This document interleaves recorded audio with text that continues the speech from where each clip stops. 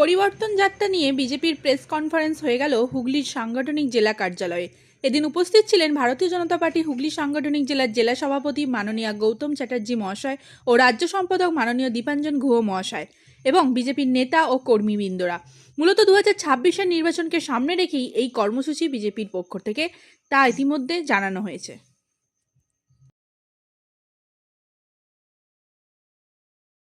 আজকে যে press conference, যে সমস্ত সাংবাদিক বন্ধুরা উপস্থিত আছেন, আমি প্রত্যেককে ভারতীয় জনতা পার্টির হুগলি সাংগঠনিক জেলা কমিটির পক্ষ থেকে আন্তরিক অভিনন্দন এবং শুভেচ্ছা জানাচ্ছি। সামনে আমাদের পরিবর্তন যাত্রা, এই পরিবর্তন যাত্রা প্রসঙ্গেই আপনাদের কাছে দু চার কথা, যেটা হচ্ছে আমরা সত্যি করে পরিবর্তন চাই। 2026-এর যে নির্বাচন, সেই নির্বাচনে বর্তমান সরকার যেটা চলছে সেই তৃণমূলের বিসর্জন দিয়ে আমরা ভারতীয় জনতা পার্টিকে আমরা বাংলায় প্রতিষ্ঠা করতে চাই। তাই জন্যই আমাদের 1 তারিখ থেকে আমাদের পরিবর্তন যাত্রা শুরু হচ্ছে। এই রকম পশ্চিমবঙ্গের 9টি জায়গা থেকে এই পরিবর্তন যাত্রা বেরোবে। সেই মতো আমাদের যে হাওড়া হুগলি বিভাগ, সেই হাওড়া হুগলি বিভাগেরও আমাদের 1 তারিখ থেকে আমাদের পরিবর্তন যাত্রা শুরু হবে।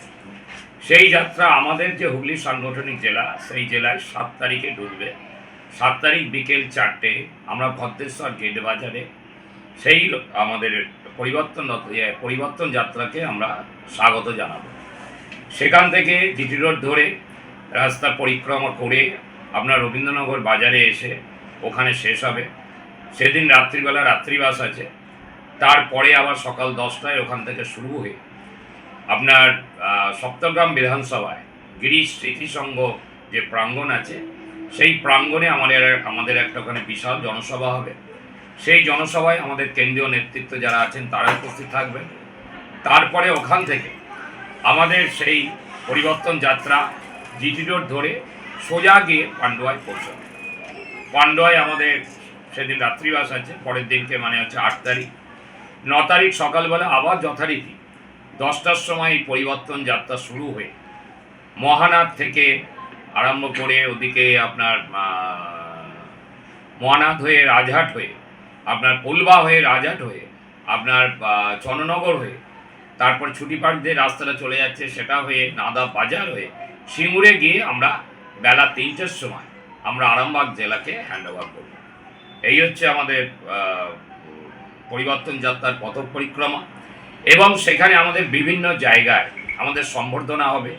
আমাদের যারা মহিলারা যারা কর্মী আছেন বা সাধারণ মানুষ যারা আছেন, প্রত্যেককেই আমাদের এই পরিবর্তন যাত্রাকে স্বাগত জানাবে।